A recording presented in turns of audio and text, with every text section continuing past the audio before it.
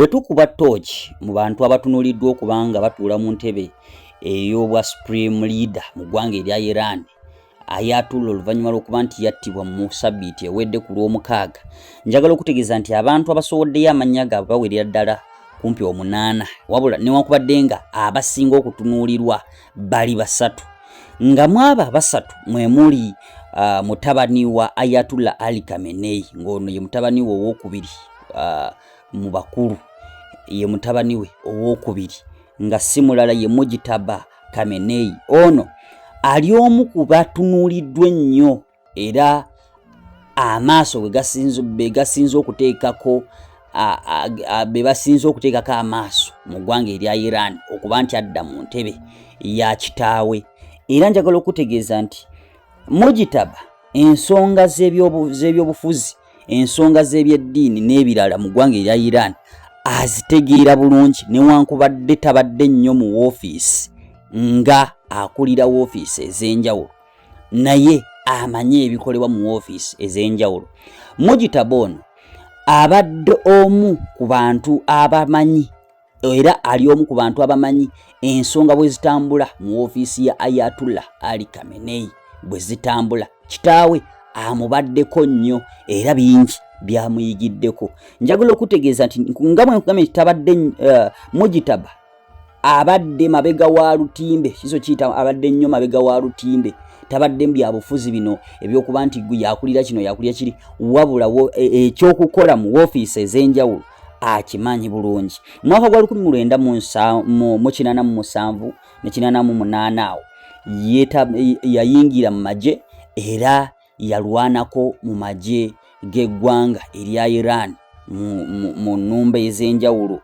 Era njagala okutegeeza nti ono okuyingira mu byobufuzi ate olwo abiyingiramu okusingira ddala mu mwaka gwa 1909, tugenda okutuuka mu 97 mu kalulu ako, ng'ebyobufuzi wamma atandise okubanga abitegeerera ddala era ng'abirimu, newankubadde tabadde na woofiisi gy'agamba nti nno eno gye nkulira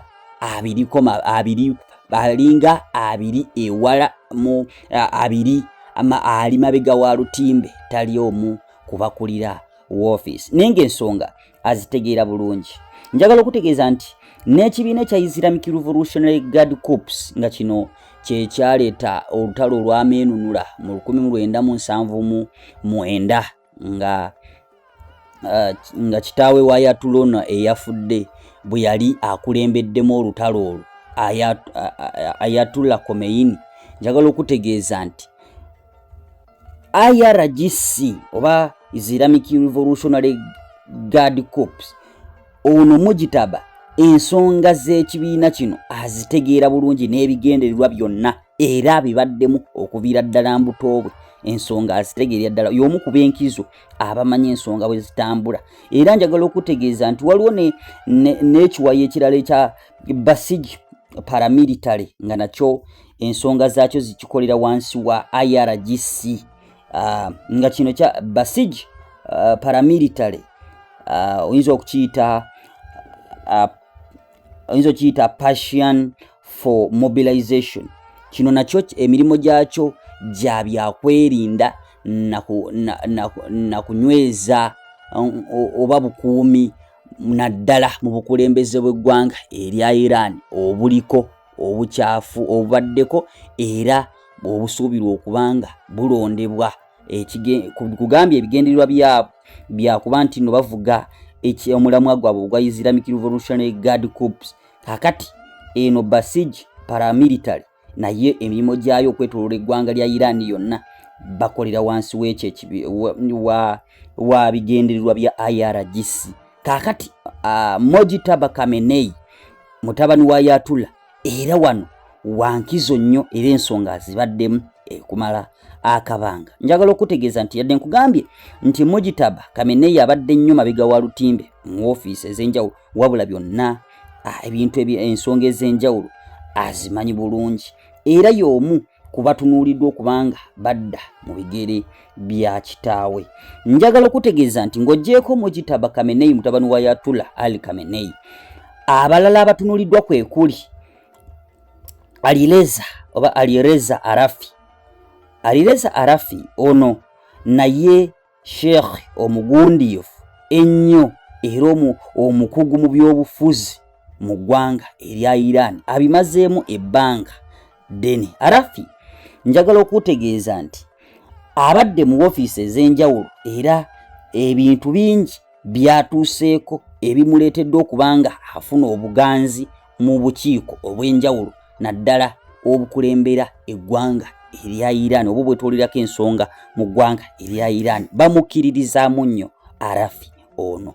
Njagala okutegeeza nti Arafi memba ku Guardian Council. Guardian Council eno ke kakiiko oba lwe lukiiko olusunsula abo abanatuula ku Assembly of Experts oba lwoyinza okuyita olukiiko lw'eggwanga olulondebwa abantu naye nga lumala kusunsulibwa kakiiko kana aka Guardian Council. Jukira olukiiko lwa Guardian Council ateddwa olulonderwa okusinga lulondebwa abalutuulako baba bagundiivu bakugu mu nsonga zonna ensomesa y'ekishiya n'ebyobufuzi ebikkiririza mu Islamic Revolutionary Guard Corps. Kakati ate abasunsulo babalonda abeera Ayatollah abeerako. Kakati njagala okutegeeza nti ono Arafi omu ku bammemba ba Guardian Council abasukka mu 10. Njagala okutegeeza nti era Arafi ono olw'okuba okukakasa nti nno ebyobufuzi abirinamu experience yamyuka ssentebe wa Assembly of Experts. Kugambye Assembly of Experts lwe lukiiko lwogamba nti lukiiko lw'eggwanga aba legislature, naye olukiiko olwo abalutuulako baba bamaze kusunsulwa olukiiko lwa Guardian Council. Newankubadde nti bamala okusunsulwa olukiiko lwa Guardian Council ate balondebwa public. Kakati ono Arafi yamyuka ssentebe w'olukiiko olwa Assembly of Experts okumanya wankizo nnyo era ensonga nnyingi ezimutambulirako. Era Ayatollah nga yakattibwa ennaku z'omwezi nga lumu omwezi guno ogwokusatu oba guyite mugulansigo. Ono Arafi y'omu ku bantu abasatu abali ku kakiiko akakulira eggwanga erya Iran ak'ekiseera. Nga bw'omanyi nti nno bw'abaawo akasambattuko akaliza okutwalira mu president noba naafa oba ng'afudde mu mbeera yonna wasobola okubeerawo interim president. Kakati era akakiiko kano akaliko abantu abasatu ono Arafi akaliko akafuga akali mu gavumenti y'ekiseera akafuga eggwanga erya Iran. Njagala okutegeeza nti akakiiko ako kaliko ono yennyini Alireza Arafi nga nkutegeeza nti naliko memba ku Guardian Council era kuliko president w'eggwanga erya Iran Masoud Pezeshkian era ali ku lukiiko luno olw'abantu abasatu nga n'omuntu ow'okusatu ye Goram Hussein Mohsen nga naye ono nno yakulira essiga eddamuzi. Kati abo abantu abasatu be bali kakiiko oba be bali ku lukiiko olukulira eggwanga kati erya Iran mu kaseera nga tebannalonda Ayatollah Ali Khamenei. Kati Arafi ono Alireza Arafi y'omu ku abantu abali atunuuliddwa okutwala entebe y'obwa Ayatollah eyavuddewo mu Sabiti ewedde. Njagala okutegeeza nti ono Arafi ng'oggyeko ekyo ebyobufuzi abimaliddemu ddala akabanga naye ngenda kusinga kutunuulira myaka nga 12 emabega. Bwe tutunula mu 2008 Arafi ono yalondebwako okubeera president wa university emu ku z'amaanyi mu ggwanga erya Iran oba yaliko president wa university eya Al-Mustafa International University mu ggwanga erya Iran. Era nga ssettendekero ono nsaale nnyo naddala mu nsonga za Iran zebeeramu n'amawanga amalala oba ku nsonga za Iran n'amawanga amalala. University eno nsaale nnyo kuba tukwasaganya ensonga ezo. Kakati mu 2008 ebifo nga Arafi atandika okulinnya amadaala yali president wa university eyo eya Al Mustafa International University. Era mu 2015 Arafi yalondebwa okuba imam w'omuzikiti ogumu ku mizikiti emikadde mu kibuga ekya Qom ggwanga erya Iran.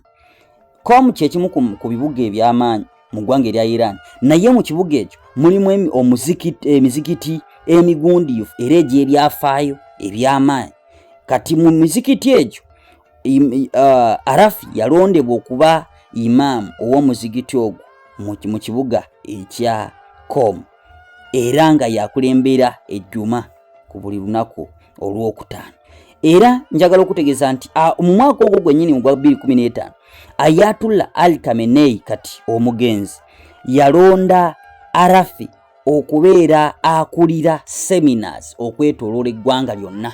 Njagala ndowooza olaba obuzito bwe mu nsonga ezitali zimu mu nzikiriza y'ekishiya ey'obusiraamu bwe obukkiririza mu nsomesa y'ekishiya ali ku ddaala erirondebwa okukulira seminars oba ensomesa y'ekisiraamu ezisomesa eddiini ey'obusiraamu obw'ekishiya okwetooloola eggwanga lyonna mu 2015. Kakati Arafi mu 2019 atandika okuyingira woofiisi ez'ebyobufuzi butereevu obuli ku ddaala ly'eggwanga erya Iran. Era mu 2019 ne 2022 olwo nno yafuuka memba ku Guardian Council gye nakutegeezezzaako edda. Nakutegeeza nti Guardian Council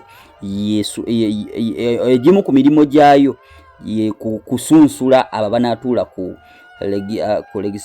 Legislative Council oba Council of Experts, kakati Assembly of Experts.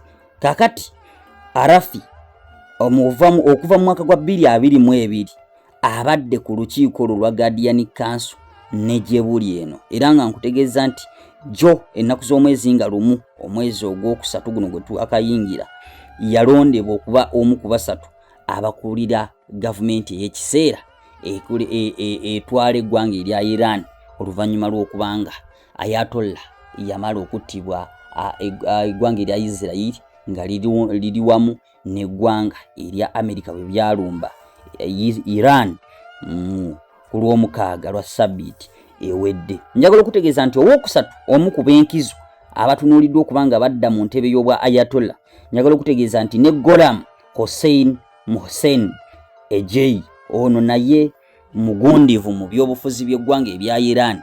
Ono yakulira essiga eddamuzi we twogerera bino mu kaseera kano, yakulira essiga eddamuzi, mugundivu nnyo mu conservative ideas era nga muntu nnyo owa IRGC oba kiyite Islamic Revolutionary Guard Corps. Ono ensonga z'ekibiina ekya IRGC azibaddemu okuviira ddala mu mwaka gwa 1979 mu lutalo olw'ameenunula, era ensonga yazirimu butereevu.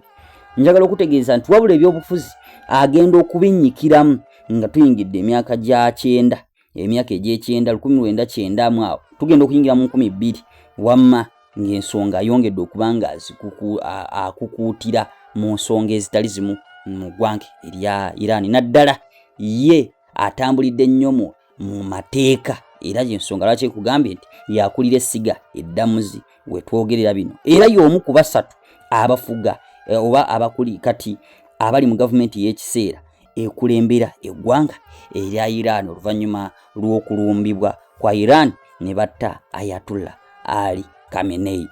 Mu balala abaleese amannya gaabwe akulamuza ekifo kino kwe kuli Muhammad Mehdi, kwe kuliko Hassan Khomeini, ono nno muzzukulu wa Ruhollah Khomeini eyakulemberamu olutalo lw'ameenunula mu 1979. Ono Hassan Khomeini muzzukulu w'oyo eba eyatandikawo ekisinde ekya IRGC. Era njagala okutegeeza nti Sadiq Lalijian naye y'omu ku bali mu kuvuganya mu ntebe ennene, ate nga ne Ali Lalijan naye y'omu kwabo. Hoshem Hussein Busheri naye ali omu kubalamuza entebe eno ennene ey'obwa Ayatollah mu ggwanga erya Iran. Wabula nakutegeeza nti nno bakyayimirizaamu mpaka embeera ezze mu nteeko. Jjukira Isirayiri yeewera era okutta Ayatollah anaaba alondeddwa, kaakati tebannaba kumulonda era y'ensonga ekyasibye.